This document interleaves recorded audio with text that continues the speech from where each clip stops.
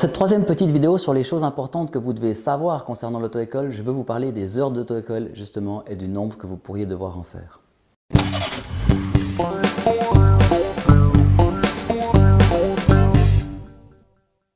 Alors déjà d'un point de vue légal, il n'y a pas d'heure d'auto-école obligatoire, en tout cas pas pour l'instant.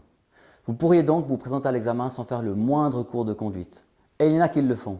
Et pour ceux qui s'en sortent, d'un certain point de vue, à moyen terme, c'est probablement une bonne économie pour eux. Le nombre d'heures de conduite que vous allez effectuer avec un moniteur va dépendre de beaucoup de facteurs. Et comme je vous le disais dans le point précédent, vos expériences vont déjà jouer un grand rôle au niveau des différentes étapes de votre vitesse d'apprentissage. Maintenant, pour ceux qui n'auraient pas eu la chance de rouler avec d'autres véhicules avant la voiture, la rapidité à laquelle vous allez évoluer avec votre permis ou vers votre permis dépendra déjà de beaucoup du fait que vous puissiez rouler en dehors des cours. Ouais, mon meilleur pote à moi, il a fait je crois 3 cours avec un moniteur, puis il roulait pas tellement en dehors, puis pour l'examen, c'était direct quoi. Concernant le nombre d'heures, vous avez tous un ami ou une amie qui vous affirme qu'elle a passé son permis après 4 cours de conduite avec un moniteur. Bon, peut-être bien et alors. Quand j'étais à l'école, il y avait des premiers de classe et des derniers. Personnellement, je me situais plutôt dans la deuxième partie et je n'ai jamais dit aux premiers qu'ils trichaient ou qu'ils bénéficiaient des faveurs des enseignants. J'étais probablement juste moins prédisposé qu'eux à être dans les premiers de classe. Ah ouais d'accord, ouais je comprends mieux pourquoi tu en es là aujourd'hui. Probablement. Alors en fait, c'est assez étonnant parce que si à l'école cette idée qu'il puisse y avoir des meilleurs et des moins bons semble être acceptée, dans l'apprentissage de la conduite beaucoup moins. En tant que moniteur, contrairement à ce que les gens ont l'air de penser, au-delà du fait d'avoir envie de mettre sur la route des conducteurs au comportement exemplaire, notre challenge commercial est de faire obtenir des permis en un minimum d'heures. Les gens qui ne font que peu d'heures sont contents, ce qui est normal, et les gens contents nous font de la pub. Le moniteur qui fait passer des permis rapidement risque d'avoir beaucoup de monde. Personnellement, je cite mes ex-élèves ayant fait peu de cours en disant que c'est possible. Ah, tu vois, c'est possible, je savais. En fait, déjà bien avant leurs clients, les moniteurs recherchent des nouvelles techniques ou les clés d'un apprentissage rapide et efficace. On essaie de cerner les gens avec qui nous travaillons et comme chaque personne est différente, il y a toujours une petite part d'expérimentation dans nos cours. C'est aussi ce qui fait qu'un moniteur a de l'expérience. Nous avons toutes sortes de clients différents qui désirent obtenir toutes sortes de permis, voitures, camions, autocars, des jeunes, des moins jeunes, de milieux sociaux divers, de niveaux d'études divers et variés également.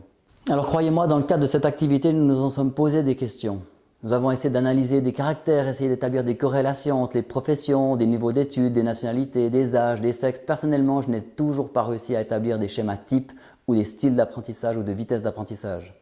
Et évidemment, je crois que c'est normal. En fait, ce n'est pas tout à fait vrai. J'ai quand même pu établir 3 tendances plus marquées.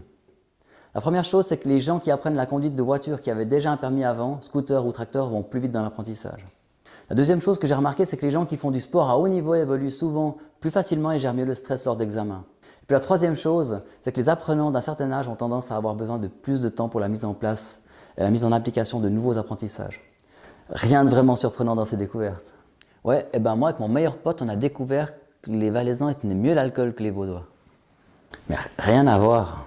Ouais, ben nous on connaît un gars, il paraît qu'il a dû faire 200 heures pour faire son permis. Bon, il paraît que c'est son moniteur qui lui faisait faire des cours pour rien.